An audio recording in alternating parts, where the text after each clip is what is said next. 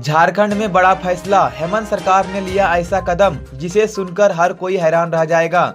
आखिर क्या है पूरी कहानी, सच जानने के लिए वीडियो को आखिर तक देखें, वरना आप सबसे जरूरी अपडेट मिस कर सकते हैं।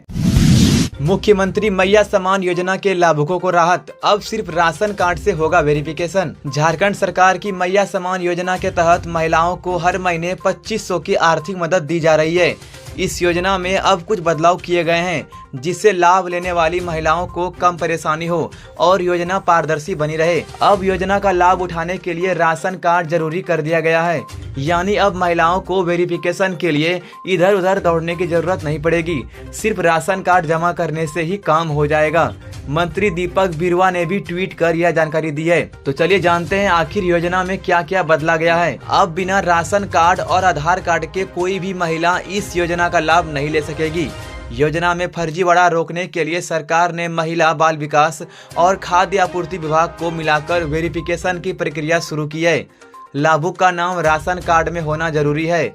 अगर महिला का नाम नहीं है तो पति या पिता के राशन कार्ड को मान्य किया जाएगा। बैंक अकाउंट भी अब आधार से लिंक होना जरूरी है और वही अकाउंट होना चाहिए जिसमें सिर्फ महिला का नाम हो। इसके अलावा महिला की उम्र 21 से 50 साल के बीच होनी चाहिए और वह झारखंड की निवासी होनी चाहिए। सरकार NPCL, NIC और PFMS जैसे तकनीकों का इस्तेमाल करके यह सुनिश्चित करेगी कि योजना का लाभ सिर्फ सही लोगों को मिले। एनकाउंटर में मारे गए अमन साहू का सोशल मीडिया अकाउंट अभी भी एक्टिव है। रामनवमी की शुभकामनाएं पोस्ट की गई। झारखंड में पुलिस एनकाउंटर में मारे गए कुख्यात अपराधी अमन साहू का सोशल मीडिया अकाउंट अभी भी एक्टिव है। हैरानी की बात यह है कि 6 अप्रैल को उसके अकाउंट से रामनवमी की शुभकामनाएं वाला एक पोस्ट किया गया है। उस पोस्ट में 2 पोस्टर भी शेयर किए गए हैं। सोशल मीडिया पर इस पोस्ट के बाद लोग चौंक गए हैं, क्योंकि अमन साहू को तो 11 मार्च को पलामू में ATS के साथ मुठभेड़ में मार गिराया था। अब सवाल उठ रहे हैं कि मरने के बाद उसका अकाउंट कैसे चल रहा है। क्या कोई और उसका सोशल मीडिया चला रहा है या फिर ये किसी और की शरारत है। पुलिस अब इस मामले की जांच कर सकती है।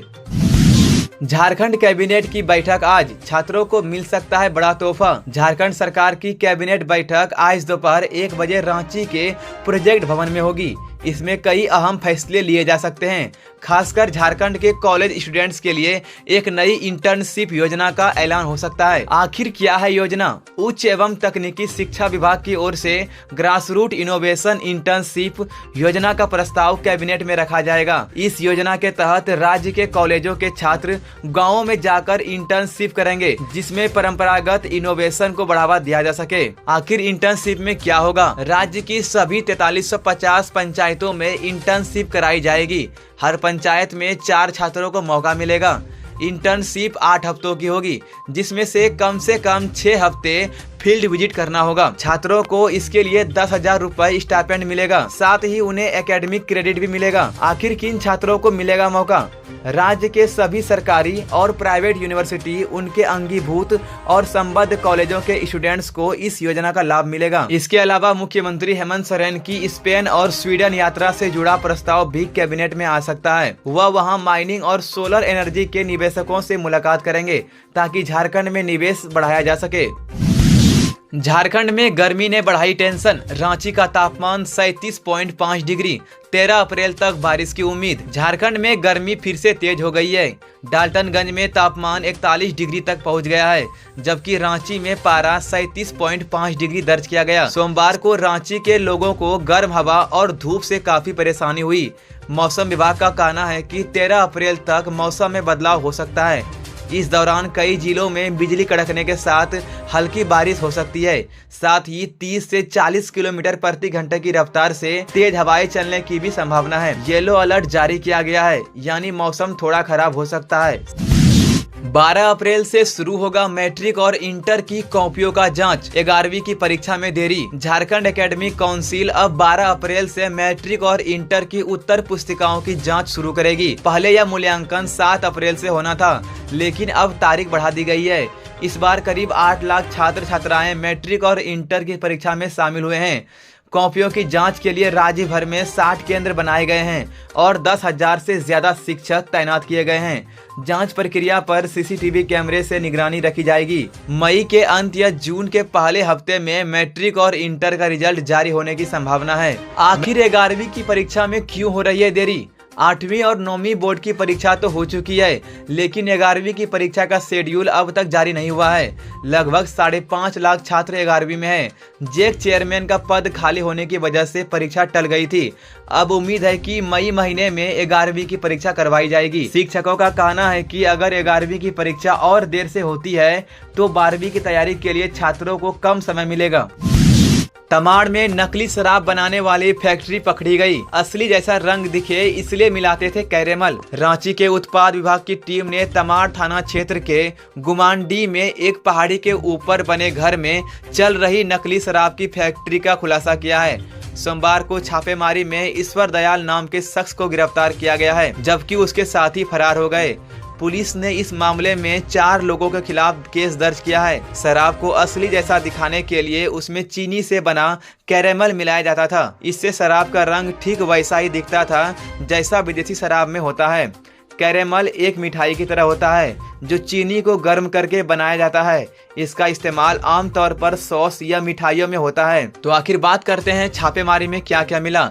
135 लीटर नकली विदेशी शराब, 150 लीटर रंगीन शराब, 11,000 ढक्कन, 5,000 शराब के नकली लेबल, 2 बोतल सीलिंग मशीन, 4 किलो कैरेमल, बड़ी संख्या में खाली बोतलें। पुलिस को फैक्ट्री की जानकारी ना लगे इसलिए यह घर पहाड़ के ऊपर एक सुनसान जगह पर बनाया गया था। फैक्ट्री से विदेशी ब्रांड की नकली शराब बनाने का पूरा इंतजाम मिला। झारखंड में मनरेगा मजदूरी सिर्फ 10 रुपए बढ़ी। पिछले 3 सालों में सबसे कम बढ़ोतरी। झारखंड में मनरेगा के तहत काम करने वाले मजदूरों की दिहाड़ी मजदूरी सिर्फ 10 रुपए बढ़ाई गई है। अब मजदूरों को 255 रुपए प्रतिदिन की दर से पैसा मिलेगा। पहले यह राशि 245 रुपए थी। यह बढ़ोतरी पिछले 3 सालों में सबसे कम है। राज्य सरकार ने केंद्र से 350 रुपए मजदूरी की मांग की थी, लेकिन केंद्र सरकार ने इसे मंजूर नहीं किया। राज्य सरकार देती है 27 रुपए का अतिरिक्त पैसा। झारखंड सरकार पहले से ही मजदूरों को 27 रुपए अतिरिक्त देती है। अगर ये सहायता जारी रही तो मजदूरों को कुल मिलाकर 282 रुपए प्रतिदिन मिलेंगे। ये नई मजदूरी 1 अप्रैल 2025 से लागू होगी। राज्य सरकार पहली बार 2021-22 में बोनस देना शुरू की थी। झारखंड सरकार ने 2021-22 में मजदूरों को 27 रुपए का बोनस देना शुरू किया था। ग्रामीण विकास मंत्री दीपिका पांडे सिंह ने कहा था कि सरकार हर साल इसमें थोड़ा थोड़ा इजाफा करेगी, लेकिन अभी तक कोई नई बढ़ोतरी नहीं हुई है। झारखंड के लेटेस्ट न्यूज को सबसे पहले देखने के लिए हमारे चैनल को सब्सक्राइब जरूर करें।